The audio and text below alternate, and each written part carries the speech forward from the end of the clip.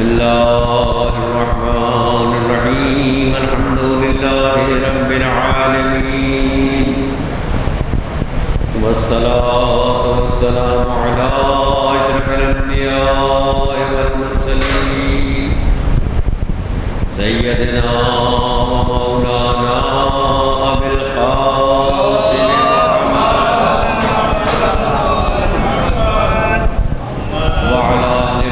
الطيبين الطاهرين المعصومين المظلومين ولعنة الله على أعدائهم أجمعين من الآن إلى قيام يوم الدين أما بعد فقد قال الله تبارك وتعالى في كتابه المبين وهو أصدق القائلين وقوله الحق لقد كان لكم في رسول الله أسوة حسنة صلوات الله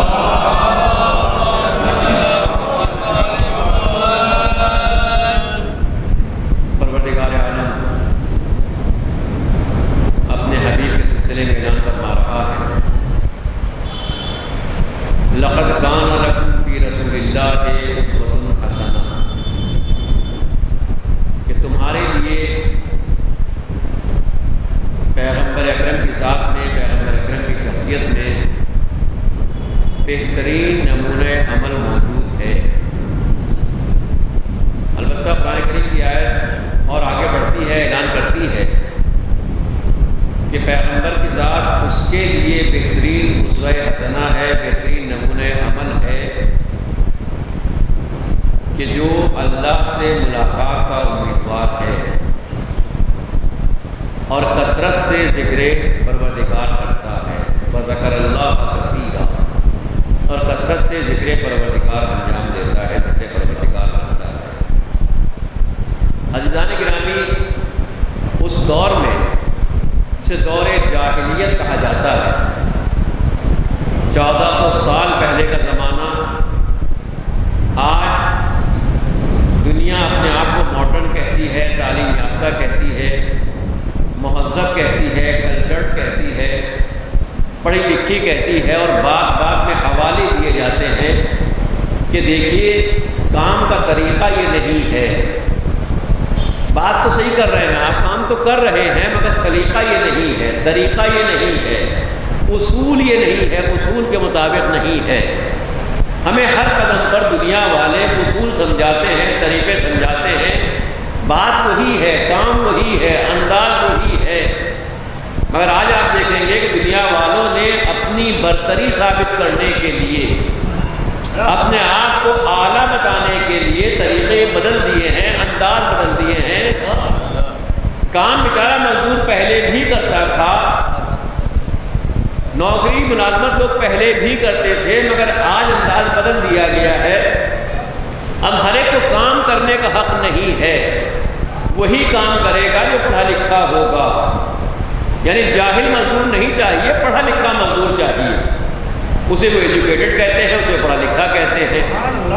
اسی طریقے سے آپ کوئی بھی کام ہو، آپ ایک دکان کھولنا چاہیں، آپ ایک اسکول کھولنا چاہیں، آپ ایک ہاسپٹل کھولنا چاہیں، آپ خدمت کرنا چاہتے ہیں، بھائی آپ کے یہاں خدا نخواستہ لوگ بیمار ہوتے ہیں، پریشان ہیں، اچھا ہاسپٹل نہیں ہے، اچھی کوئی جگہ نہیں ہے، خدمت کا جگہ مقام نہیں ہے، کوئی نوجوان ہے، کوئی صالح مرد مومن ہے، اس کے دل میں جذبہ ہے، وہ خدمت کرنا چاہتا ہے انسانیت کی، اس نے کہا کہ کوئی ضرورت نہیں ہے، میں اپنے ہی گھر میں ایک کمرہ میں بیٹھ جاتا ہوں، کلینک کھول لیتا ہوں، جو بھی آئے میں اس کی خدمت کرنے کو تیار ہوں۔ یقین کیجئے کہ اگر یہ کام چل گیا اور لوگوں کے درمیان اس کی شہرت ہو گئی تو کچھ ہی دن کے بعد چھاپا پڑ جائے گا کہ اگر آپ نے کلینک قائم کیا ہے تو اس کا لائسنس کہاں ہے، اس کے لیے فائر بریگیڈ کہاں ہے، اس کے لیے پانی کی سہولت کیا ہے، اس کے لیے سب کچھ کیا ہے۔ یعنی اگر خدمت بھی کرنا ہے تو ان کے معیار کے مطابق ہونا چاہیے، ان کے اصولوں کے مطابق ہونا چاہیے۔ بہرحال آج کی دنیا کا طریقہ یہ ہے کہ وہ اپنی برتری ثابت کرنے کے لیے کہیں نہ کہیں سے بتاتی ہے ہمیں کہ دیکھو کام کا طریقہ یہ ہے، کام کا اصول یہ ہے۔ یہی صورتحال بچوں کی تربیت کا ہے، انسان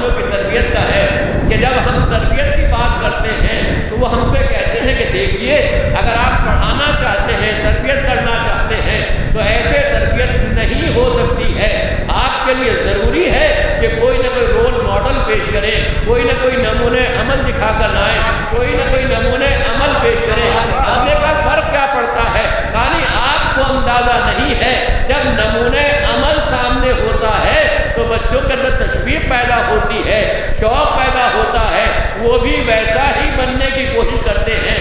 تو یہ صرف آج کی بات نہیں ہے بلکہ ہمیشہ سے یہی ہوتا آیا ہے۔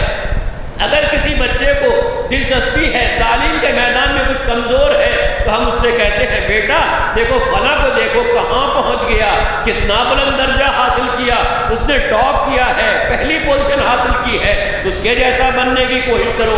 اگر کوئی تجارت کے میدان میں قدم رکھنا چاہتا ہے اور ہم سے کچھ مشورہ کرے کہ میں چاہتا ہوں تجارت کرنا، تو ہم کہیں گے اگر تجارت کرنا چاہتے ہو تو فلاں کو رول ماڈل بناؤ، ان کی زندگی کا مطالعہ کرو، تمہیں اندازہ ہوگا کہ وہ کیسے یہاں سے وہاں تک پہنچ گئے ہیں، یہ سفر کیسے کامیابی کے ساتھ طے کیا ہے۔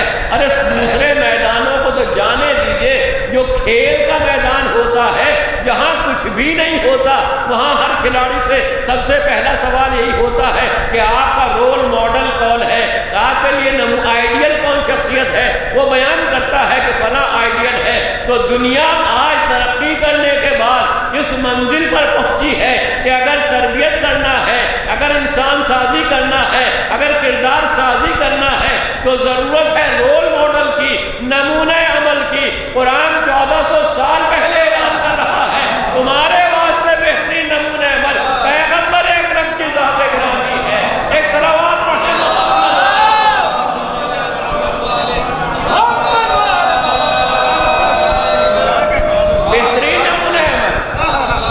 بہترین نمونہ عمل پیغمبر کی ذات ہے۔ عزیزان گرامی، لیکن دنیا میں بے شمار نمونہ عمل ہو سکتے ہیں، اگر آپ دیکھیں تلاش کریں دوسرے بھی ہو سکتے ہیں، لیکن قرآن جو تعارف کرا رہا ہے وہ پیغمبر کا تعارف کرا رہا ہے۔ کیا اعلان ہو رہا ہے؟ لقد کان لکم فی رسول اللہ اسوۃ حسنہ، تمہارے لیے بہترین نمونہ عمل، بہترین آئیڈیل پیغمبر کی ذات ہے۔ اگر تم اللہ سے ملاقات کے خواہش مند ہو، ان لوگوں کے لیے جو اللہ سے ملاقات کرنا چاہتے ہیں، جو ذکر خدا کرتے ہیں، کثرت کے ساتھ کرتے ہیں، تو میں گزارش کر رہا تھا کہ نمونہ عمل تو کائنات میں اور بھی ہیں۔ اگر آپ تاریخ اٹھا کے دیکھیں، لوگوں سے بات کریں تو ہر میدان میں آپ کو نمونہ عمل مل جائیں گے۔ کوئی فلسفے میں ہوگا، کوئی منطق میں ہوگا، کوئی تجارت میں ہوگا، کوئی شجاعت میں ہوگا، کوئی حکمت میں ہوگا، کوئی حکومت کے میدان میں ہوگا۔ یہ سارے نمونہ عمل ہیں، مگر ان تمام نمونوں کو چھوڑنے کے بعد، تمام آئیڈیل حضرات کو چھوڑنے کے بعد قرآن نے پیغمبر کی ذات کو کیوں کہا، ان کا اعلان کیوں کیا؟ تو عزیزان گرامی میں گزارش کرنا چاہتا ہوں اپنے بچوں کے لیے، دیکھیے اگر ہم کسی کو رول ماڈل بناتے ہیں، کسی کو نمونہ عمل بناتے ہیں، تو اگر اس کے اندر کوئی کمال پایا جاتا ہوگا تو مشکل سے 1-2 کمال پائے جاتے ہوں گے، ورنہ عام طور سے ایک ہی کمال ہوگا، دوسرا کمال نہیں مل سکتا ہے۔ اگر کوئی ڈاکٹر ہے، بہترین ڈاکٹر ہے، ہندوستان میں اس کے پائے کا کوئی ڈاکٹر نہیں ہے، ہم نے کہا دیکھو اگر ڈاکٹر بننا ہے تو ویسے بنو۔ انہوں نے سمجھ میں آ گیا بچوں کے کہ اگر ہمیں ڈاکٹر بننا ہے، میڈیکل سائنس میں آگے بڑھنا ہے، تو ہمیں اس کی زندگی کو اپنانا ہوگا، اس کی زندگی کو اختیار کرنا ہوگا۔ اب جو ہم نے اس کا تعارف کرایا کہ دیکھو بہترین نمونہ عمل تمہارے لیے فلاں صاحب ہیں جو کہ ڈاکٹر ہیں، ایک بچہ تھا اسے انجینئر بننا تھا، وہ بھی ہماری باتیں سن رہا تھا، اس نے کہا کہ قبلہ منبر سے اعلان کر رہے تھے کہ بہترین نمونہ عمل فلاں ڈاکٹر ہے، لہذا میں بھی انہی کے راستے پر چلوں گا، میں بھی ان کے نقش قدم پر چلوں گا۔ وہ بھی پہنچ گیا ان کے پاس کہ حضور ذرا مجھے بھی ہدایت کر دیجئے، مجھے بھی بتا دیجئے، مجھے بھی کچھ اصول سمجھا دیجئے کہ میں انجینئرنگ کے میدان میں کیسے آگے بڑھوں، کیسے کامیاب انجینئر بنوں۔ وہ ہاتھوں کو جوڑ لے گا اور کہے گا دیکھو اگر طب کے میدان میں ڈاکٹری کے لیے کچھ پوچھنا چاہتے ہو تو میں بتانے کو تیار ہوں، مگر انجینئرنگ کے بارے میں کچھ رہنمائی نہیں کر سکتا ہوں۔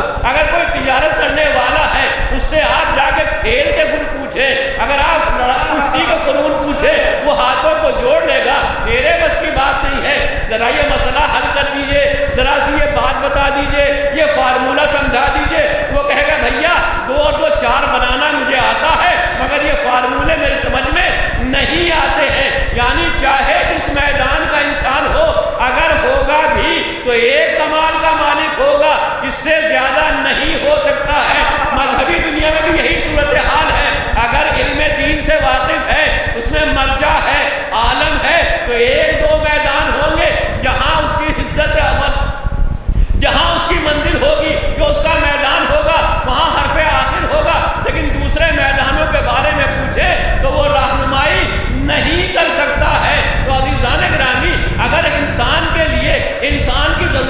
ہی ہوتی، ایک ہی میدان ہوتا تو ایک رول ماڈل کافی تھا، ایک نمونہ عمل کافی تھا، مگر پریشانی یہ ہے کہ ہر انسان کا مزاج الگ ہے، ہر ایک کے رجحان الگ ہے، ہر ایک کی طبیعت الگ ہے، ہر ایک کی ضرورت الگ ہے۔ تو اس کا مطلب یہ ہوا کہ الگ الگ نمونوں کی ضرورت ہے، الگ الگ افراد کی ضرورت ہے۔ اب اگر آپ آج کی دنیا میں آئیں، اس دور میں جو بازار کی دنیا ہے، جہاں ہر چیز پروپیگنڈے پر بکتی ہے، ہر چیز ایڈورٹیزمنٹ کے اوپر بکتی ہے، آپ کچھ خریدنے کے لیے گئے، کہا بھائی ہمیں گھڑی چاہیے، ہمیں ٹائم دیکھنا ہے، کہا ہمیں خبریں سننا ہے، ہمیں ریڈیو چاہیے، کہا ٹھیک ہے یہ ریڈیو ہے، ریڈیو لے لیجئے۔ مگر جب ہم خریدنے کے لیے گئے، کہا آپ ریڈیو تو خرید ہی رہے ہیں، اگر تھوڑے پیسے اور لگا دیں تو ساتھ میں ٹی وی بھی مل جائے گا، 2 in 1 ہو جائے گا، 2 in 1 ہو جائے گا۔ ہم نے کہا ٹھیک ہے چلو یہ بھی لے لیتے ہیں۔ کہا اگر آپ تھوڑے پیسے اور لگا دیں تو ساتھ میں آپ سن بھی سکیں گے، بات بھی کر سکیں گے۔ ہم نے کہا اس سے اچھا کیا ہے؟ کہا تھوڑے پیسے اور لگا دیجئے۔ ہم نے کہا بھائی کیمرہ بھی خریدنا ہے، یہ بھی خریدنا ہے۔ کہا کیوں جھنجٹ میں پڑ رہے ہیں، الگ الگ خریدنے کی ضرورت کیا ہے؟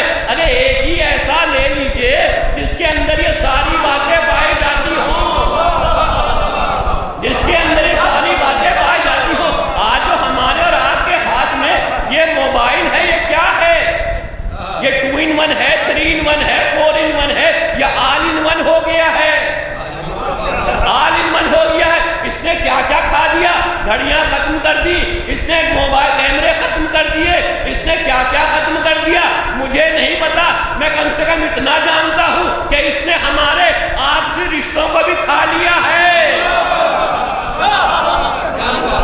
اور چیزوں کو کھایا تو کھایا، اور چیزوں کو ختم کیا تو کیا، مگر پریشانی یہ ہے کہ اس نے ہمارے انسانی رشتوں کو بھی آپس میں ختم کر دیا ہے۔ اب کوئی رشتہ نہیں رہ گیا، کوئی دوستی نہیں، کوئی ناطہ نہیں، کوئی تعلق نہیں۔ اگر رابطہ ہے تو کس سے؟ فقط ایک موبائل سے۔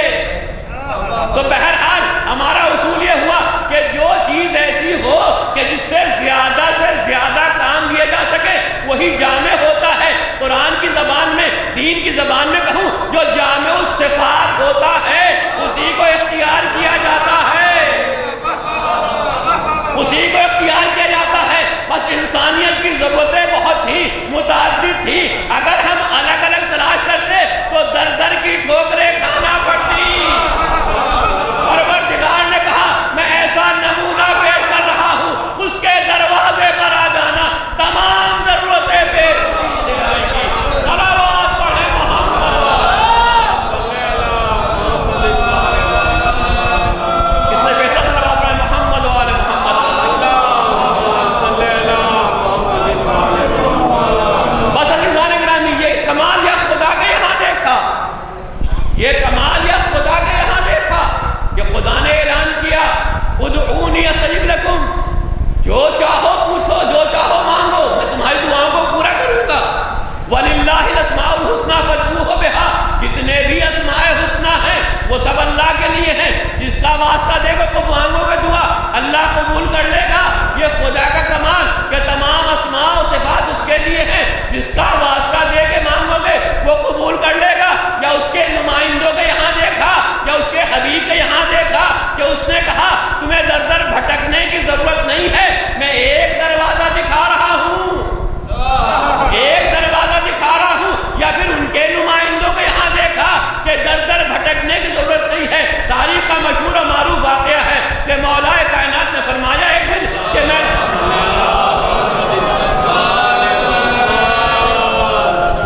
نے سنا ہے کہ حاتم بڑا سخی تھا، توجہ فرمائیں گے، میں نے سنا ہے کہ حاتم بڑا سخی تھا۔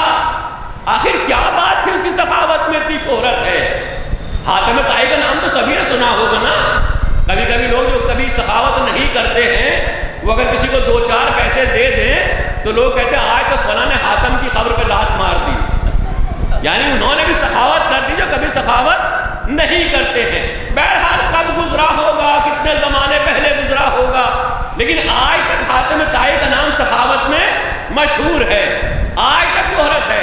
مولا کائنات نے پوچھا بھائی آخر بات کیا ہے، اس کی سخاوت کی اتنی شہرت ہے، اس کی بات کیا تھی، اس کا خاص مسئلہ کیا تھا، اتنی شہرت کیوں ہے؟ لوگوں نے جواب دیا مولا اس اس کی بات یہ تھی کہ وہ ایک سائل کو 40 دروازوں سے دیا کرتا تھا، ایک مانگنے والے کو 40 دروازوں دیا کرتا تھا۔ جیسے ہی مولا نے یہ سنا کہ ایک سائل کو 40 دروازوں سے دیا کرتا تھا، مولا نے فرمایا یہ کون سی سخاوت ہے کہ سائل کو در در بھٹکنا پڑے، ارے کیوں نہ ایک ہی دروازے سے اتنا دے دیا جائے۔ صلوات پڑھے محمد۔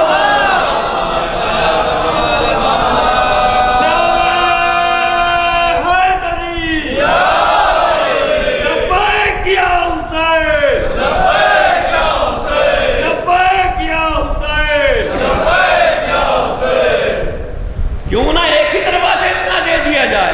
بس عزیزان گرامی، وہ اور ہیں جن کے پاس اتنا مختصر ہے کہ اگر دینا بھی چاہیں تو ایک کچھ تھوڑا سا عطا کر سکتے ہیں، مگر وہ جو خدائی نمائندے ہیں جنہیں خدا نے اپنا نمائندہ بنایا ہے، اپنے اسماء و صفات کا مظہر بنایا ہے، ان کے یہاں کوئی کمی نہیں، ان کے یہاں کوئی کمی نہیں۔ اور چونکہ 2 معصوموں کا سلسلہ ہے، شہادت کے سوگ کا دن ہے، سوگ کی رات ہے، لہذا بات آ گئی ہے، تو یہ جملہ بھی آپ کی خدمت میں عرض کر دوں کہ اگر آپ دنیا میں تلاش کریں گے تو انسانوں کے یہاں کمال تو ملے گا، مگر کمالات نہیں مل سکتے ہیں، جامع شخصیتیں نہیں مل سکتی ہیں، اور اگر مل بھی جائیں تو زیادہ سے زیادہ ایک نسل میں ہوگا، دوسری نسل میں نہیں ملے گا، ایک نسل میں ملے گا، دوسری نسل میں نظر نہیں آئے گا۔ فلاں صاحب بہت بڑے ڈاکٹر تھے، مگر کیا بیٹا بھی ویسا ہوا؟ ڈاکٹری پڑھی مگر ویسا ڈاکٹر نہیں بن سکا۔ فلاں بہت بڑے کھلاڑی تھے، وہ نامور کھلاڑی تھے، کیا اولاد بھی ایسی ہو سکی؟ کیا بیٹا بھی ایسا ہو سکا؟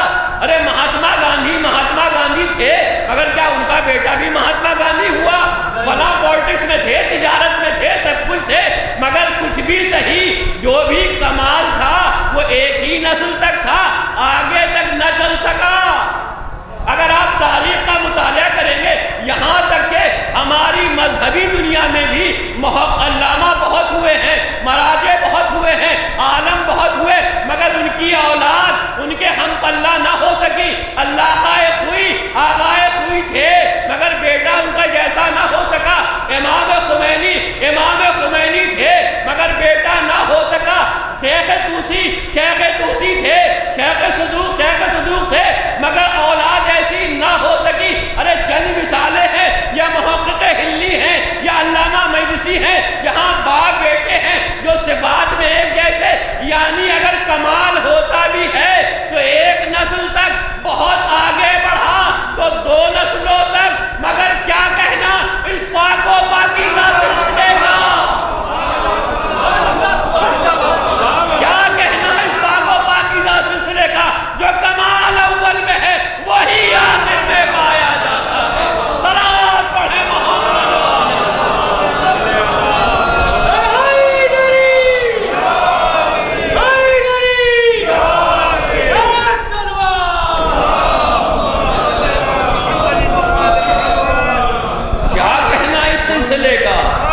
کیا کہنا اس سلسلے کا جو کمال اول میں ہے وہی آخر میں ہے، وہی اوسط میں ہے، وہی ہر ایک کے یہاں کمال پایا جاتا ہے۔ بس عزیزان گرامی، مجھے چند عملی نمونے پیش کرنا ہے تاکہ ہم جو نمونہ عمل قرآن نے قرار دیا ہے ہم بھی اپنی زندگی میں نمونہ عمل قرار دے سکیں، ہم بھی اختیار کر سکیں، ہم بھی ان کے نقش قدم کے اوپر چل سکیں۔ لیکن اس سے پہلے میں گزارش کرنا چاہتا ہوں کہ اگر قرآن نے تعارف کرایا ہے کہ بہترین اسوہ حسنہ تمہارے لیے، انسانیت کے لیے اگر کوئی ہو سکتا ہے تو پیغمبر کی ذات ہے۔ ہو سکتا ہے کوئی یہ کہے کہ تو آپ کا جوش عقیدت ہے، کہ تو پیغمبر سے آپ کی محبت ہے، پیغمبر سے وابستگی ہے، کیونکہ آپ ان کا کلمہ پڑھتے ہیں لہذا ان کے قصیدے پڑھتے ہیں، قرآن ان کے اوپر نازل ہوا لہذا وہ پیغمبر کی تعریف کر رہا ہے۔ ارے ہمیں دنیا میں ثابت کر کے دکھائیں تو ہم سمجھیں، تو ہم مانیں کہ پیغمبر کی ذات نمونہ عمل ہے، واقع نمونہ عمل ہے۔ تو عزیزان گرامی، زیادہ دور جانے کی ضرورت نہیں ہے، ہمارے اسی معاشرے میں، ہمارے اسی دور میں چند مفکرین جمع ہوئے، اور جمع کرنے کے بعد انہوں نے یہ طے کیا کہ ایک فہرست بنائی جائے اور دیکھا جائے کہ جناب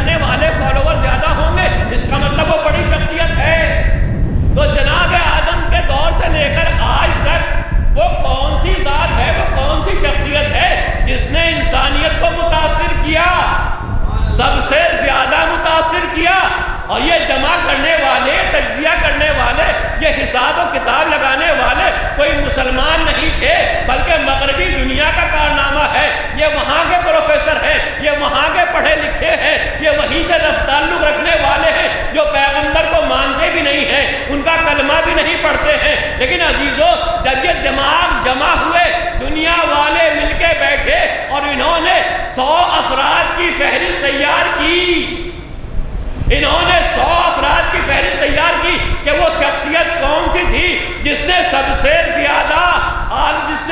زیادہ انسانیت کو متاثر کیا، اپنا ہمنوا بنایا، اپنا اثر چھوڑا۔ تو آپ کو تعجب ہوگا وہ مفکرین نہ مسلمان تھے، نہ مومن تھے، نہ شیعہ تھے، بلکہ عیسائی تھے، یہودی تھے، اللہ کا انکار کرنے والے تھے، یعنی جن کا دین سے کوئی تعلق نہیں تھا، اسلام سے کوئی تعلق نہیں تھا۔ بلکہ میں تو کہہ سکتا ہوں کہ ان میں ایسے بھی رہے ہوں گے جو اسلام سے تعلق کو درکنار اسلام سے دشمنی رکھنے والے ہوں، اسلام سے دشمنی رکھنے والے ہوں۔ مگر کمال یہ ہے کردار، یہ ہے عظمت کردار کہ جب دنیا کے مفکرین نے مل کے فہرست تیار کی کہ وہ شخصیت کون سی ہے جس نے انسانیت کو متاثر کیا، تو آپ کے یقیناً علم میں ہوگا کہ پوری کائنات میں انہیں کوئی نظر نہیں آیا۔ اس میں اگر سر فہرست آتے ہیں تو سرکار حضرت محمد مصطفیٰ کا نام ہے۔ صلوات پڑھیں محمد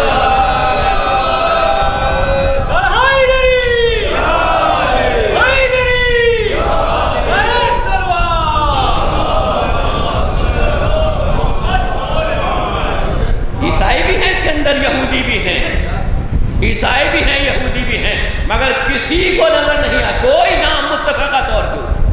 تاریخ میں کتاب موجود ہے، آپ پڑھ سکتے ہیں، مطالعہ کر سکتے ہیں۔ یہ فہرست تیار کی گئی ہے 100 شخصیتیں، 100 افراد جنہوں نے انسانیت کو متاثر کیا، جنہوں نے انسان کو متاثر کیا۔ بس عزیزان گرامی، آپ کا کردار ہی ایسا ہے، آپ کا کردار کی عظمت ہی ایسی ہے کہ جو بھی مطالعہ کرتا ہے، جو بھی پڑھتا ہے، وہ متاثر ہوئے بغیر نہیں رہ سکتا، چاہے اعتراف نہ کرے، چاہے اعتراف نہ کرے۔ قرآن کریم یہودیوں کے حالات دکھتا ہے، مدینہ منورہ کے اطراف میں جو یہودی تھے ان کو بشارت دی گئی تھی کہ آخری نبی آنے والا ہے۔ قرآن کہتا ہے کہ یعرفونہ کما یعرفون ابناءہم، وہ پیغمبر کو ایسے پہچانتے تھے جیسے اپنے بچوں کو پہچانتے ہیں، جیسے اپنی اولاد کو اپنے بچوں کو پہچانتے ہیں، ایسے پہچانتے تھے، انتظار کر رہے تھے۔ مگر جب پیغمبر تشریف لائے تو انہوں نے قبول نہیں کیا،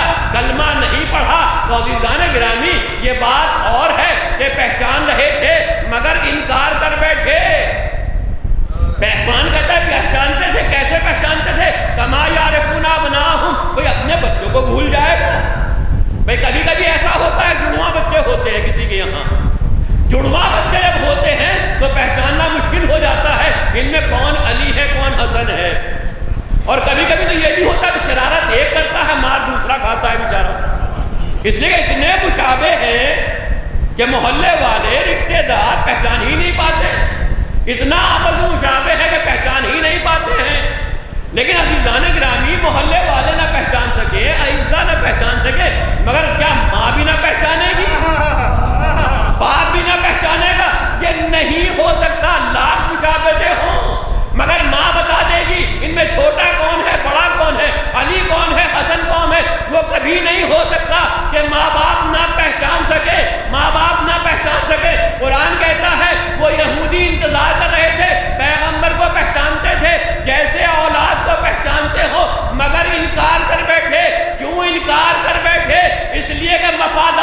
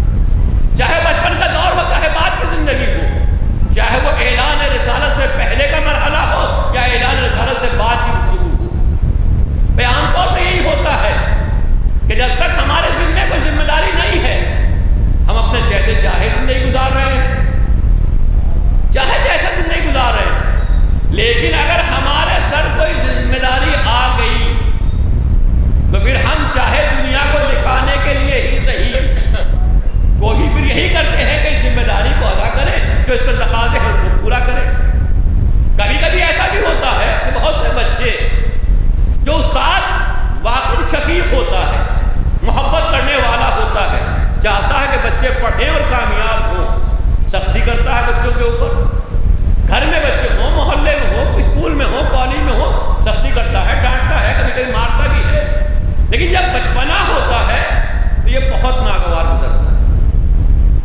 جتنی نفرت ان سے کسی سے نہیں ہوگی، اور جو استاد ایسے ہی نمبر دے دے، ایسے ہی پاس کر دے، وہ بہت اچھا استاد ہے۔ جو نمبر کم دے کنجوسی سے دے، بڑے کنجوس ہیں جی، جو ڈانٹے، جو مارے، جو سمجھائے، جو کہے محنت کرو، جب دیکھو ڈانٹائی کرتے ہیں، جب دیکھو سمجھایا کرتے ہیں، ہوتا ہے کہ نہیں ہوتا؟ لیکن عزیزان گرامی، یہی اسٹوڈنٹ، یہی طالب علم کل اگر خود ٹیچر بن جائیں اور انہیں پڑھانے کا موقع ملے تو یہ اپنے طالب علموں کو، اپنے اسٹوڈنٹس کو چھوٹ دے دیں گے، چاہے جو کرو، جتنا ہلڑ کرو، جتنا ہنگامہ کرو، جتنی کتابیں پھاڑو، چاہے جتنا جو کرنا چاہو کرو، یعنی جیسے ہی ٹیچر بنیں گے جو استاد کر رہے تھے، اب کہیں گے ہاں استاد نے پڑھایا تھا وہ بہت کام کی چیز تھی، جو سمجھا رہے تھے وہ بہت کام کی چیز تھی۔ تو ہوا کیا، فرق کیا پڑا؟ یہ طالب علم وہی ہے، انسان وہی ہے، بات یہ کل تک ذمہ داری نہیں تھی، چاہے جیسا کردار ہو، چاہے جیسا رویہ ہو، مگر اب ذمہ داری آ گئی ہے تو اس کے مطابق نہیں گزارنا پڑے گا۔ تقاضا یہی کہتا ہے کہ اب اس کے مطابق نہیں گزارنا چاہیے، مگر کیا کہنا کردار پیغمبر کا کہ چاہے اعلان بعثت سے پہلے کی زندگی دیکھ لیں، چاہے اعلان بعثت کے بعد کی زندگی دیکھ لیں، بلکہ میں تو آپ کے سامنے ایک اور گوشہ پیش کرنا چاہتا ہوں، اس سے اندازہ ہوگا کہ پیغمبر کا کردار کس بلندی پر ہے، پیغمبر کا کردار کس بلندی پر ہے۔ بھائی ہمارے یہاں تو یہی کہا جاتا ہے کہ جیسا ماحول ہوتا ہے لوگ ویسے ہی بن جاتے ہیں، بچے ہوں، لوگ ہوں، چھوٹے ہوں، بڑے ہوں، اگر کہیں پڑھے لکھے ہیں، کہیں بستی پڑھی لکھی ہے تو ہر انسان کہے گا اس بستی میں پڑھے لکھے ہونا ہی چاہیے، سب پڑھے لکھے ہیں۔ اگر کوئی جاہل رہ جائے تو تعجب ہوگا کہ جاہل کیسے رہ گیا، اس لیے سب پڑھے لکھے ہیں، اور اگر کہیں پڑھا لکھا کوئی ہو ہی نہ، پوری بستی جاہل ہو، اس کے اندر کوئی ایک پڑھا لکھا نکل آئے تو اب کیا کہا جائے گا؟ بھائی کمال کر دیا، پوری بستی جاہل تھی، انہوں نے کمال کیا، یہ بالکل الگ نکلے، یہ انوکھے نکلے۔ یعنی حالات کے اعتبار سے انسان اپنے آپ کو تبدیل کر لیا کرتا ہے۔ کبھی کبھی انسان متاثر، حالات سے متاثر ہوتا ہے، ماحول سے متاثر ہوتا ہے۔ میں اگر بچوں کے ذریعے جوانوں کے لیے مثال دینا چاہوں کہ مثلا ہم کبھی سگریٹ نہیں پیتے ہیں، سگریٹ کے دھوئیں سے ہمیں بدبو آتی ہے، کھانسی آنے لگتی ہے، لیکن اگر ہاسٹل میں ہمیں ایسا کمرہ دے دیا جائے کہ جہاں 4 جو ہمارے ساتھی ہیں، 3 جو ہمارے ساتھی ہیں وہ سگریٹ پینے والے ہیں، بلا کی سگریٹ پینے والے، اب ہم کیا کریں گے؟ مجبوری ہے، ہاسٹل دیا گیا ہے، ہم کو کمرہ دیا گیا، ہم چھوڑ کے کہیں جا نہیں سکتے ہیں، اب کیا کریں گے؟ جی رہیں گے کہ نہیں رہیں گے؟ اسی ماحول میں رہیں گے، لیکن رہیں گے تھوڑے دنوں کے بعد ہوگا کیا؟ تھوڑے دنوں کے بعد یہ ہوگا کہ دھواں ہم کو ناگوار گزرتا تھا وہ ناگوار نہیں گزرے گا، جو کھانسی آتی تھی وہ کھانسی نہیں آئے گی۔ نہیں ہے انسان گرامی، میں اور واضح مثال پیش کر دوں، کبھی کبھی ہم لوگ بس سے ٹرین سے گزرتے ہیں، راستے میں ایسی فیکٹریاں پڑتی ہیں یا ایسی جگہیں پڑتی ہیں کہ جہاں سے انتہائی شدید قسم کی بدبو آتی ہے، ناگوار بدبو آتی ہے، اور یہ بھی عجیب اتفاق ہے کہ جب ایسی جگہ سے گزرتے ہیں ٹرین رکتی ضرور ہے وہیں پر، بس کا بریک لگتا ضرور ہے وہیں کے اوپر، ایک لمحہ گزارنا ناگوار ہے، ایک لمحہ گزارنا ناگوار ہے، مگر کیا پر پریشانی ہے کہ ٹرین میں بیٹھے ہوئے ہیں، آگے نہیں بڑھ رہے ہیں، سگنل ہی نہیں مل رہا ہے، بس ہے جام لگا ہوا، آگے نہیں بڑھ پا رہے ہیں۔ اب پریشانی کیا ہے؟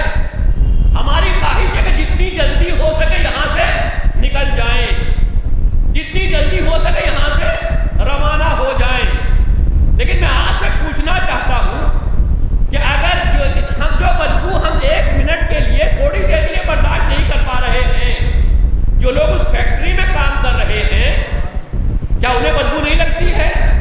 ان کے واسطے بدبو نہیں ہے؟ جو لوگ اس علاقے میں رہ رہے ہیں کیا واقعی میں بدبو محسوس نہیں ہوتی ہے؟ ان کو بدبو نہیں آتی ہے؟ ہم نے کہا فلاں جگہ مکان مل رہا ہے لیں گے، ارے کون لے گا، ہٹیے چھوڑیے، اتنا گندا علاقہ، اتنا بدبودار، وہاں جا کے کون رہے گا؟ ہم نے کہا فری میں مل رہا ہے، کیا فری میں مل رہا ہے؟ اب فوراً لہجہ بدل گیا، اگر فری میں مل رہا ہے تو سوچا جائے گا، اور ایک دو دن کے بعد شملہ ذرا اگر ہو سکے تو پھر دلا ہی دیجیے ہم کو۔ ہم نے کہا بھائی آپ تو منہ بنا رہے تھے، ناک بڑھا رہے تھے، وہاں جا کے کون رہے گا؟ یہی جو ایک لمحے کے لیے برداشت کرنے کو تیار نہیں ہے، رومال رکھ لیتے ہیں، ناک بند کر لیتے ہیں، بھاگنا چاہتے ہیں۔ ہم نے کہا اس نوکری کرو گے فیکٹری میں جا کے، کہا پیکج کتنا ہے؟ ہم نے کہا بڑا اچھا پیکج ہے۔ کہا قبلہ آج کل تو حالات بہت خراب ہے، کورونا نے ویسے حالات خراب کر دیے ہیں، نوکریاں کہاں رکھی ہوئی ہیں، وہیں صحیح دلا دیجئے، وہیں صحیح نوکری دلا دیجئے۔ تو بہرحال جب اچھی نوکری ملنے لگی، اچھا پیسہ ملنے لگا، اچھا پیکج ملنے لگا، تو جانے کے اوپر آمادہ ہو گئے۔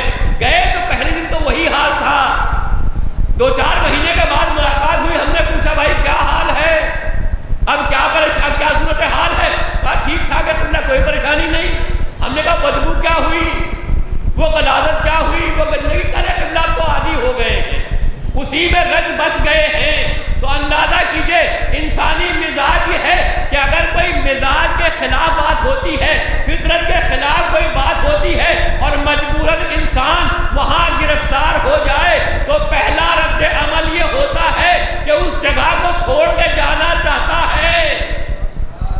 پہلا رد عمل یہ ہے کہ جتنی جلدی ہو سکے اس جگہ سے نکل جایا جائے، اور اگر رہنا مجبوری ہو تو پھر انسان اس ماحول سے ٹکراتا نہیں ہے بلکہ اسی ماحول میں رچ بس جاتا ہے۔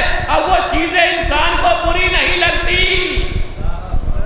اب وہ چیزیں انسان کو بری نہیں لگتی ہیں۔ ہم نے پوچھا یہ بری کیوں نہیں لگ رہی ہے؟ کہا اب تو اسی ماحول میں ہم رچ بس گئے ہیں۔ عزیزو، پیغمبر سے پہلے کا ماحول، اعلان بعثت سے پہلے کا ماحول کیسا ماحول تھا؟ ذرا غور تو کریں۔ ہم جہالت کی بات کرتے ہیں، اسے عہد جاہلیت کہا جاتا ہے۔ جاہلیت کا مطلب کیا ہے؟ کہ وہ صرف جاہل ہی نہیں تھے بلکہ انہیں اپنی جہالت پر ناز تھا۔ وہ کفر بھی کر رہے تھے، وہ شرک بھی کر رہے تھے، وہ قتل بھی کرتے تھے، وہ جوا بھی کھیلتے تھے، ہر برائی اس معاشرے کے درمیان تھی۔ اس معاشرے کے درمیان 40 سال تک ایک انسان زندگی گزارتا ہے مگر نہ مکہ چھوڑ کر جاتا ہے، نہ مکہ چھوڑ کے جاتا ہے، نہ 40 سال کے عرصے میں اس معاشرے میں رچ بس جاتا ہے۔ میں کہوں گا یا رسول اللہ، یا تو چلے جائیے یا رچ بس جائیے۔ پیغمبر آواز دیں گے میں اس ماحول میں رچنے بسنے کے لیے نہیں آیا، میں اس ماحول کو تبدیل کرنے کے لیے آیا۔ صلوات پڑھیں محمد۔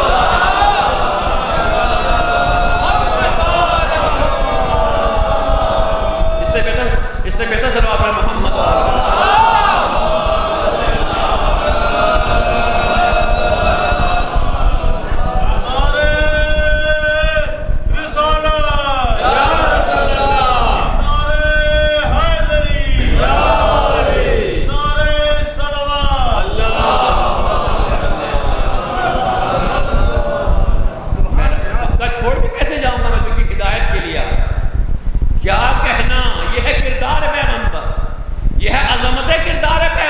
لوگ کہتے ہیں کہ ماحول کی مجبوری ہے، آپ دین پر عمل کیوں نہیں کرتے ہیں، دینی قانون پر عمل کیوں نہیں کرتے ہیں؟ کیا بتائیں قبلہ ماحول ہی ایسا ہے؟ نہیں، ماحول ایسا نہیں ہے، یہ ہم ہیں جو ماحول سے متاثر ہوتے ہیں۔ ہمارے اختیار میں ہے کہ ہم ماحول میں رچ بس جائیں یا اپنے کردار کو باقی رکھیں۔ اگر پیغمبر کی ذات نمونہ عمل ہے، میں خاص طور سے نوجوانوں کے لیے عرض کرنا چاہتا ہوں، نوجوانوں کے لیے عرض کرنا چاہتا ہوں کہ اگر قرآن نے کہا ہے کہ بہترین آئیڈیل، بہترین نمونہ عمل، اسوہ حسنہ، کامیاب اسوہ حسنہ پیغمبر کی ذات ہے، تو یاد رکھنا ماحول سے متاثر نہ ہونا، ماحول برے ماحول میں بھی اپنے کردار کو بچا کے بتانا کہ ہم پیغمبر کے اسوے پر قائم ہیں۔ صلوات پڑھیں محمد۔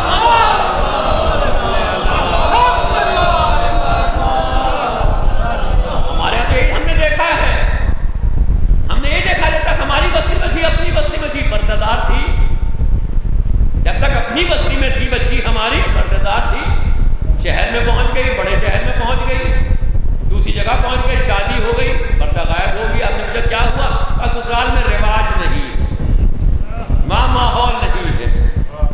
نوجوان سے لمحو صاحب ریش داڑھی والے کچھ دنوں کے بعد دیکھا کہ صاحب میں کیا ہوا؟ ارے قبلہ نوکری لگ گئی ہے، شادی ہو گئی ہے، فلاں ہو گیا، یہ ہو گیا ہے. یعنی ہر جگہ کس کی دہائی دی جا رہی ہے؟ ماحول کی دہائی دی جا رہی ہے. مگر کردار پیغمبر آواز دے رہا ہے کہ ماحول سے متاثر نہیں ہونا چاہیے، کوشش کرنا چاہیے کہ ماحول کو تبدیل کریں. اگر ماحول تبدیل نہ کر سکے کم سے کم اپنے کردار کو باقی رکھنے کی صلوات پڑھیں محمد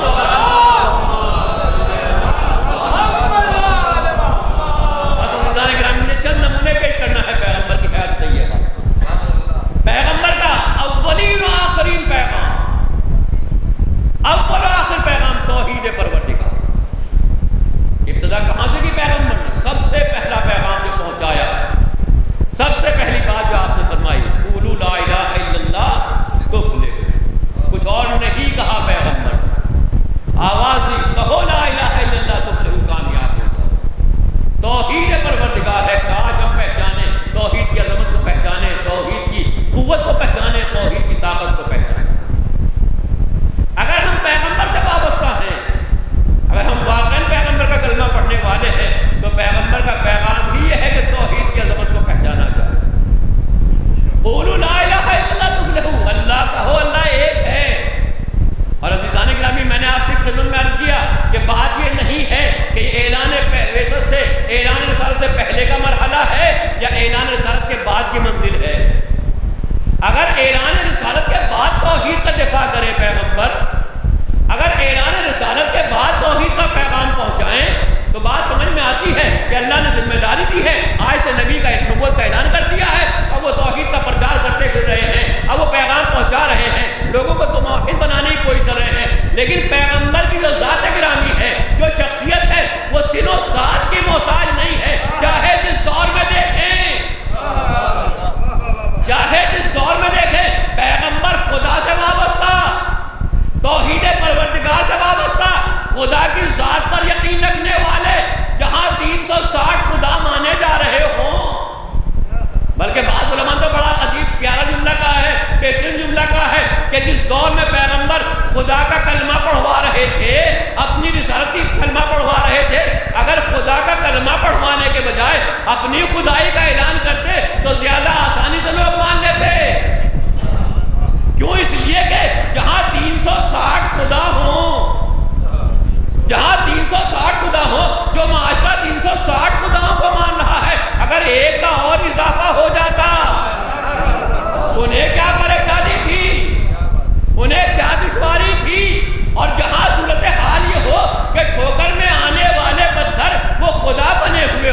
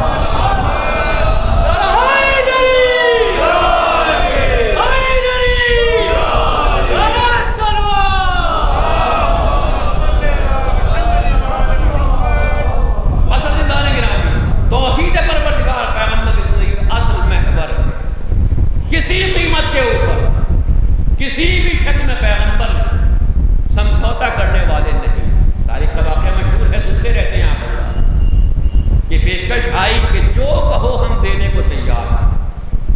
اگر دولت چاہیے ہم دولت کے ڈھیر لگا دیں، اگر حکومت چاہیے ہم سربراہ ماننے کو تیار ہیں، اگر کسی خاتون کی خواہش ہے تو ہم بہترین دولت تمہارے لیے اور ہم پیش کر سکتے ہیں، مگر ہمارے خداؤں کو برا نہ کہا.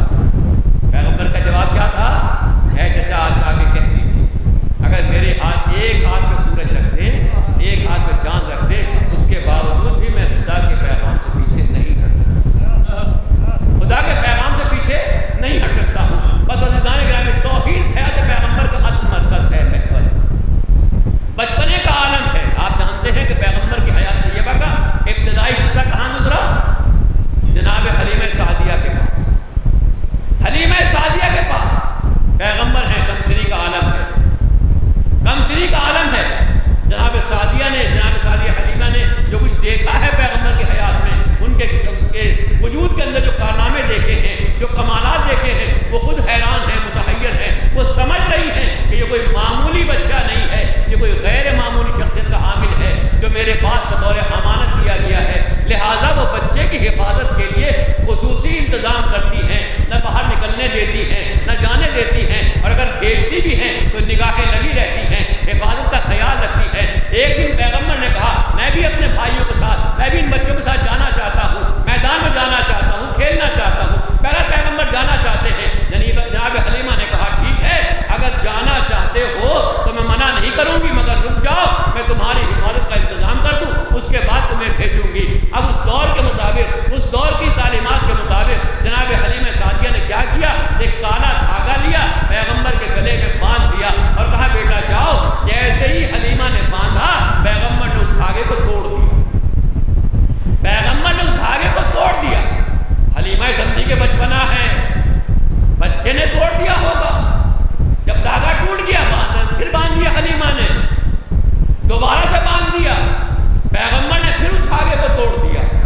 پھر حلیمہ یہ سمجھی کہ یہ بچپنا ہے، یہ بچپنا ہے، توڑ دیا ہوگا، بچہ ہے، کبھی کبھی ایسا ہوتا ہے کوئی کپڑا پہننے کا دل نہیں چاہتا ہے، وہ اتار اتار کے دیکھتا ہے، ماں پہناتی ہے، ضد کرتی ہے، سمجھاتی ہے، مگر بچہ ہے کہ ماننے کو تیار نہیں ہوتا ہے. پھر حلیمہ نے باندھا، پھر گردن میں باندھا، اگر پیغمبر نے پھر اس دھاگے کو توڑ دیا. جب تیسری مرتبہ اس دھاگے کو توڑا تو ایک مرتبہ جناب حلیمہ کہتی ہے میرے لال اس دھاگے کو کیوں توڑ رہے ہو؟ یہ دھاگا تمہاری حفاظت کرے گا. بس جواب پیغمبر نے دیا ہے. عزیزان گرامی، پیغمبر نے یہ نہیں فرمایا کہ مجھے اس دھاگے کی ضرورت نہیں ہے، بلکہ پیغمبر فرماتے ہیں آپ کو میری حفاظت کا خیال ہے، رہنے دیجئے. اِنَّ مَعِیَ، میرے ساتھ وہ ذات ہے، مَن یحفظنی، جو میری حفاظت کرے گی، یعنی میرا خدا میرے ساتھ ہے جو میرا محافظ ہے. صلوات پڑھے محمد.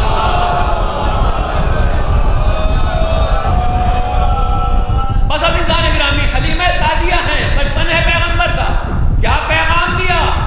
یہ نہیں کہا کہ مجھے ضرورت نہیں ہے، یہ نہیں کہا کہ میں خود طاقتور ہوں، یہ نہیں کہا کہ میں اپنا دفاع کر لوں گا، بلکہ کیا فرمایا؟ اِنَّ مَعِیَ مَن یحفظنی، میرے ساتھ وہ ذات ہے جو میری حفاظت کرے گی، میرا محافظ ہوگی.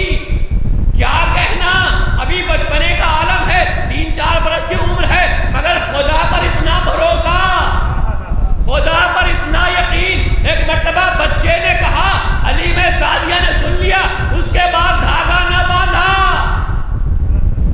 اس کے بعد دھاگا نہ باندھا. بس ایک جملہ عرض کرنا چاہتا ہوں، وہ حلیمہ سعدیہ ہے، ضعیف عورت ہے، بوڑھی عورت ہے. یہ پیغمبر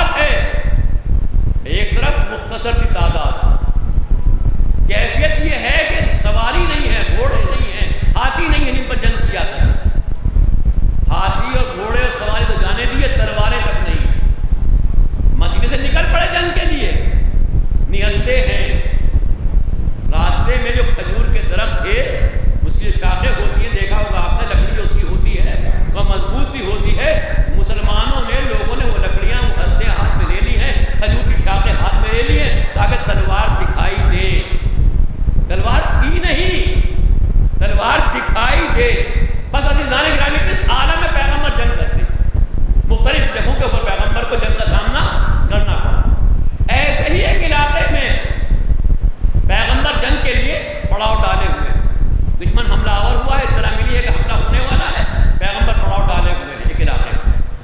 اس علاقے میں ایک شخص تھا بہت ہی نامی گرامی پہلوان، شجاع، بہادر جنگجو، انتہائی بلا کا تلوار چلانے والا نامی گرامی انسان تھا۔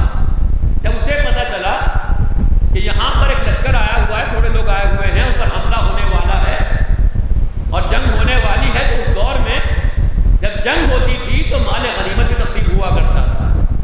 یہ اصول تھا کہ جو جنگ میں شرکت کرے گا اگر فتح حاصل ہوگی تو اسے مال غنیمت میں حصہ ملے گا۔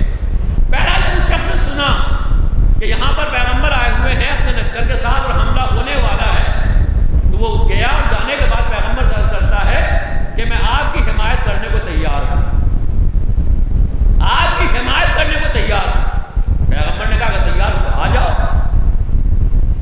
کہا آ جاؤ، کہا میری ایک شرط ہے، کہا کیا شرط ہے؟ کہا شرط یہ ہے کہ مجھے مال غنیمت میں حصہ ملنا چاہیے، مجھے مال غنیمت میں حصہ ملنا چاہیے۔ عزیزان گرامی، لوگ کہتے ہیں ڈوبتے کو تنکے کا سہارا کافی ہوتا ہے۔ اگر علاقے کا ایک نامور جنگجو آیا ہے، وہ حمایت کا اعلان کر رہا ہے، کہ آپ دیکھتے ہیں نا الیکشن میں ووٹ حاصل کرنے کے لیے کس کس کے دروازے پہ لوگ جاتے ہیں، کس کس کی خوشامد کرتے ہیں، کیسے کیسے مناتے ہیں، کیسے کیسے اپنی طرف لے کے آتے ہیں۔ یہاں تو خود ہی چلا آ رہا ہے اور آنے کے بعد کہتا ہے کہ میں حمایت کرنے کو تیار ہوں، میں آپ کی طرف سے لڑنے کو تیار ہوں۔ پیغمبر کو کیا کہنا چاہیے؟ تشریف لائے، خوش آمدید، بہت سی بات ہے، ہمارا ایک ساتھی بڑھ گیا، ہمارا ایک مددگار مل گیا ہم کو، کہا مجھے یہ حصہ چاہیے مال غنیمت میں۔ پیغمبر نے کہا ٹھیک ہے، جو اصول ہے وہ مال غنیمت میں حصہ مل جائے گا۔ اس نے کہا مگر یاد رکھیے گا میں مال غنیمت کے لیے آیا ہوں، آپ کا کلمہ پڑھنے کے لیے نہیں آیا۔ یعنی اس نے واضح لفظوں میں اعلان کر دیا، اس نے واضح لفظوں میں اعلان کر دیا کہ میرا اسلام سے کوئی تعلق نہیں، مجھے آپ کی حقانیت سے کوئی لینا دینا نہیں، آپ نبی ہیں نہیں، رسول ہے یا نہیں ہے، اللہ ہے کہ نہیں ہے، مجھے اس سے کوئی مطلب نہیں ہے، میرا تو کاروبار ہی یہ ہے۔ بھائی آج کل ہوتا نا کسی کی پارٹی میں چلے جائیں، کسی کی ٹیم میں شامل ہو جائیں، کسی کا جھنڈا اٹھا لیں، کسی کے نعرے لگا لیں، جو زیادہ ووٹ دے، جو زیادہ پیسے دے دے، جو زیادہ قیمت لگا دے، اسی کے ہاں لگانے کو تیار ہے کہ نہیں؟ وہ بھی آیا تھا پیغمبر کے پاس یہی سوچ کے کہ انہیں مددگاروں کی ضرورت ہے، ناصروں کی ضرورت ہے، جب میں اپنی خدمات پیش کروں گا اور میں کہوں گا کہ میں بڑا نامور ہوں، بڑا جنگجو ہوں، تو پیغمبر مجھے ہاتھوں ہاتھ لیں گے، استقبال کریں گے، خصوصی جگہ دیں گے۔ کہا دیکھیے میں مال غنیمت کے لیے آیا ہوں، مجھے اسلام سے کوئی مطلب نہیں ہے، مجھے اسلام سے کوئی مطلب نہیں ہے۔ جیسے ہی اس نے یہ کہا کہ مجھے اسلام سے کوئی مطلب نہیں ہے، پیغمبر نے فرمایا پھر ہمیں تمہاری مدد کی بھی کوئی ضرورت نہیں ہے، ہمیں تمہاری مدد کی بھی کوئی ضرورت نہیں ہے۔ عزیزان گرامی، یہ قرآنی اصول ہے، یہ پیغمبر کا اصول ہے کہ اگر کسی سے مدد لینا چاہتے ہو، اگر کسی سے مدد لینا چاہتے ہو تو یہ دیکھ لینا جو مدد کر رہا ہے اس کا کردار کیسا ہے۔ آج کی بدقسمتی یہ ہے، موجودہ حالات کی بدقسمتی یہ ہے کہ ہر ایک انسان اپنا کام نکالنا چاہتا ہے۔ ارے آپ نہیں جانتے کس کے اندر ہے، ارے ہم سے کیا مطلب، جیسے ہوں گے، ہمیں تو اپنا کام نکالنے سے مطلب ہے، ہمیں تو اپنا کام نکالنا ہے، ہم سے کیا مطلب وہ کیسے ہے کیسے نہیں ہے، کس کے ساتھ ہے، کس پارٹی میں ہے، کیا ہے، ہمیں اس سے کوئی مطلب نہیں ہے، ہمارا تو کام ہونا چاہیے کہیں سے ہو جائے۔ یہ عزیزان گرامی، یہ اسلام کا کردار نہیں ہے، یہ پیغمبر کا اسوہ نہیں ہے۔ پیغمبر نے فرمایا اگر تو اسلام نہیں لاتا ہے، اسلام قبول نہیں کرتا ہے تو ہمیں تیری مدد کی ضرورت نہیں ہے۔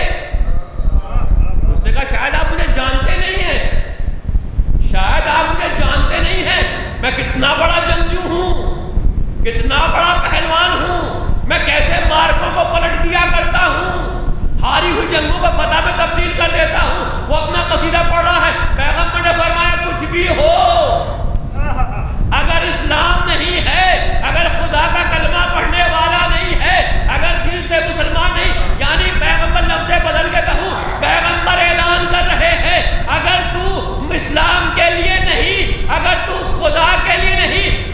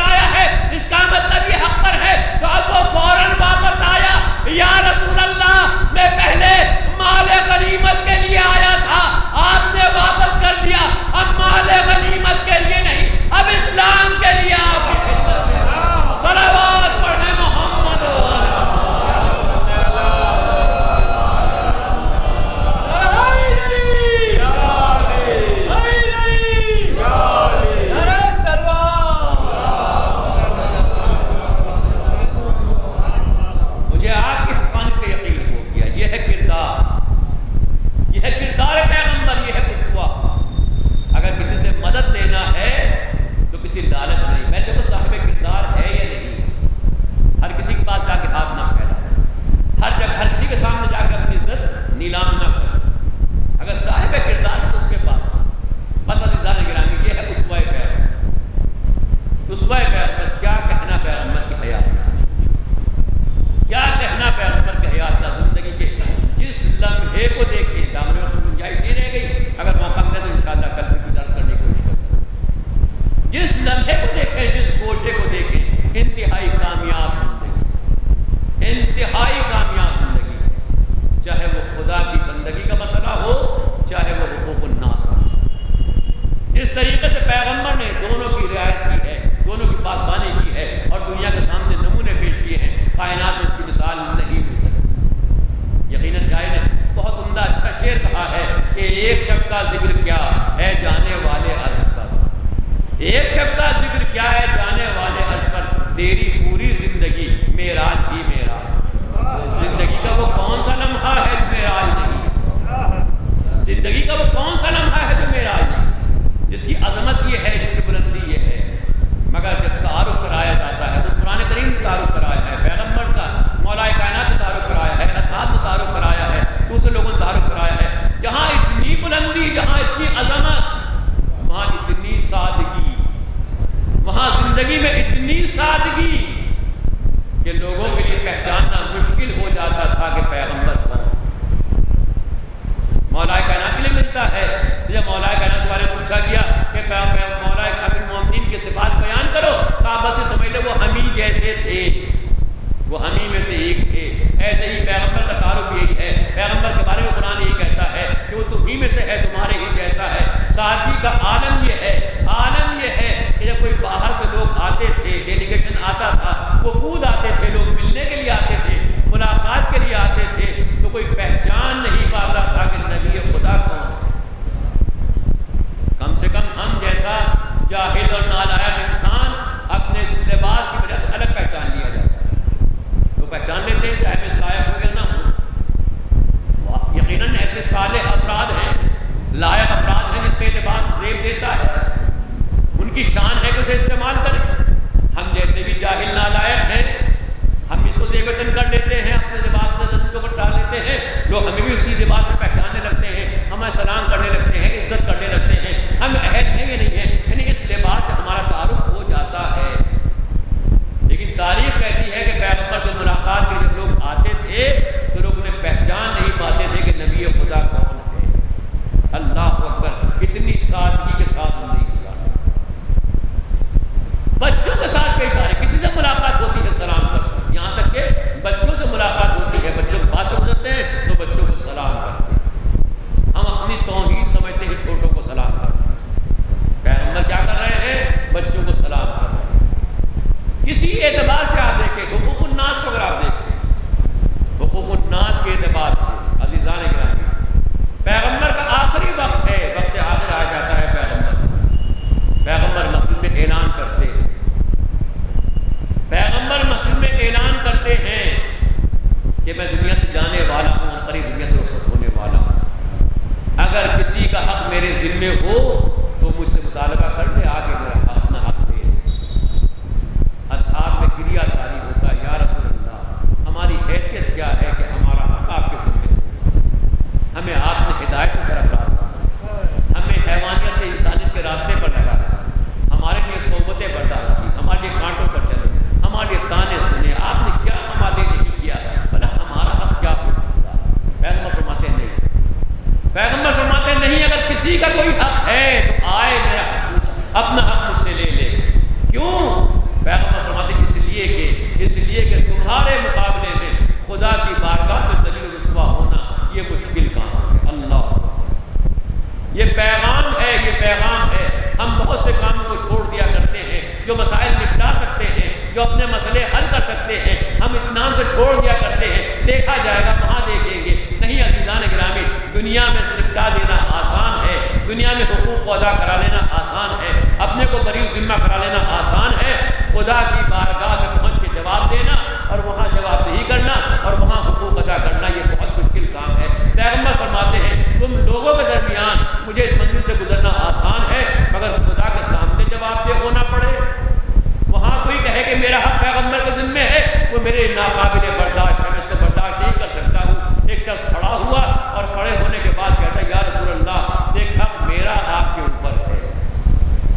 ایک حق میرا آپ کے اوپر ہے۔ پیغمبر نے فرمایا کیا حق ہے؟ کہا ایک دن آپ کی سواری سے گزر رہے تھے، میں بھی آپ کے بغل سے آپ کے برابر چل رہا تھا، آپ نے اپنے گھوڑے کو تازیانہ، اپنی سواری کو تازیانہ لگانا چاہا، وہ تازیانہ میری پشت پر لگا، یہ تازیانہ میری پشت پر لگا تھا۔ یا رسول اللہ میں قصاص لینا چاہتا ہوں، میں بدلہ لینا چاہتا ہوں۔ پیغمبر نے، اب دیکھیں بات، پیغمبر نے مارا نہیں ہے، وہ بھی یہ کہہ رہا ہے کہ پیغمبر نے مارا نہیں ہے، اپنی سواری کو مارنا چاہ رہے تھے، جیسے اس نے بیان کیا، اپنی سواری کو مارنا چاہ رہے تھے۔ آپ کا تازیانہ میری پشت پر لگا، مجھے تکلیف پہنچی، میں بدلہ لینا چاہتا ہوں، قصاص لینا چاہتا ہوں۔ پیغمبر نے یہ نہیں فرمایا کہ بھائی میں نے مارا نہیں تھا، اگر غلطی ہو گئی ہے تو معاف کر دو۔ پیغمبر نے فرمایا میں قصاص لینے کو تیار ہوں، میں بدلہ دینے کو تیار ہوں، اگر تو بدلہ لینا چاہتا ہے تو میں تیار ہوں۔ وہ شخص کہتا ہے کہ اے پیغمبر ایسے نہیں، جو تازیانہ آپ نے میری پشت پر مارا تھا وہی تازیانہ منگایا جائے، وہی تازیانہ منگایا جائے، میں اسی تازیانہ سے بدلہ لینا چاہتا ہوں۔ پیغمبر نے اپنے بیت شرف میں بھیجا، جانے کے بعد کہا، پیغمبر کا وہ تازیانہ جو سواری کے وقت ہوتا تھا آپ کے ہمراہ، جناب شہزادی سے وہ تازیانہ مانگا گیا۔ جب شہزادی نے سنا کہ بابا تازیانہ منگا رہے ہیں، سواری پر جانے کے لیے عام طور سے اس کا استعمال ہوتا تھا، گھبرا کے پوچھتی ہیں میرے بابا کی حالت تو اس لائق نہیں ہے کہ وہ کہیں سفر پر جا سکے، آخر اس تازیانے کا کام کیا ہے، اے بابا کہاں جانا چاہتے ہیں؟ جواب ملا میں دختر پیغمبر، اے بنت رسول، آپ کے بابا کہیں نہیں جا رہے ہیں، بلکہ پیغمبر نے کہا ہے اگر کوئی میرے بدلہ لینا چاہتا ہے، کسی کے ذمے کوئی بدلہ ہے تو میں دینے کو تیار ہوں۔ ایک شخص کہتا ہے کہ آپ کے بابا نے تازیانہ اس کو مارا تھا، وہ بدلہ لینا چاہتا ہے۔ بنت رسول نے سنا، تڑپ گئی، گھبرا کے کہتی ہے ارے انہیں میرے بابا کے حال پر رحم نہیں آتا۔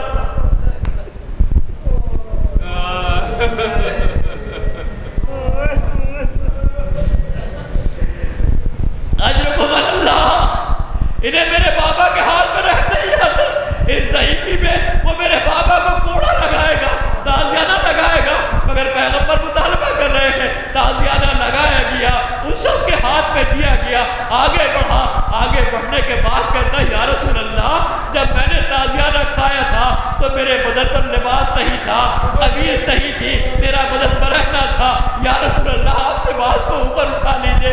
پیغمبر نے اپنے لباس کو، اپنے قمیص کو اوپر اٹھا لیا، وہ شخص آگے بڑھا، پیغمبر کے قدموں کا بوسہ لیا، مہر نبوت کا بوسہ لیا۔ یا رسول اللہ میں تو فقط مہر نبوت کا بوسہ دینا چاہتا تھا، بھلا میری کیا مجال کہ آپ سے بدلہ لے سکوں، اور یہ کیسے ممکن ہے کہ آپ کا کوئی حق میرے ذمہ ہو۔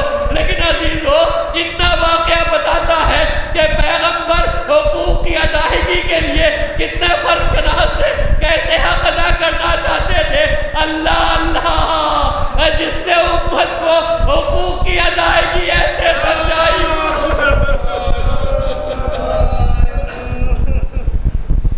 اجرکم اللہ، فاطمہ بے چین ہیں، گھبرائی ہوئی ہیں، بابا گھر میں واپس تشریف لائے، ماجرا پوچھا، پورا ماجرا سنا، فاطمہ مطمئن ہو گئی، سکون مل گیا، لیکن بابا کی طبیعت ہے بگڑتی چلی جا رہی ہے۔